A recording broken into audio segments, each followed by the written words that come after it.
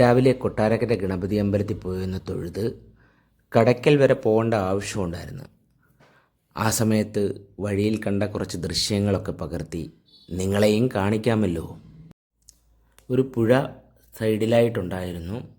കുറച്ചാളുകൾ waiting ഷെഡിൽ ഇരുന്ന് സംസാരിക്കുന്നു.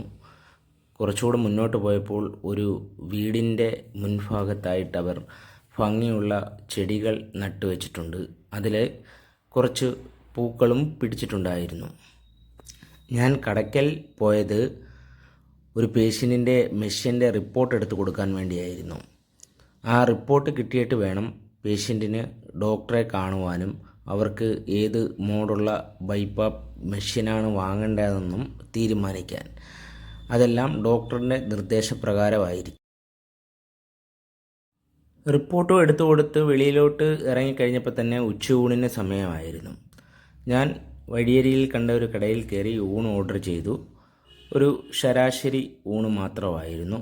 പക്ഷേ അവിടെ എനിക്ക് തോന്നുന്നത് അവർക്ക് മെയിനായിട്ടുണ്ടായിരുന്നത് കപ്പയും ബീഫ് കറിയുമായിരുന്നു. എന്തോ ചോറുണ്ണാൻ തോന്നിയത് കൊണ്ട് ചോറുണ്ടു.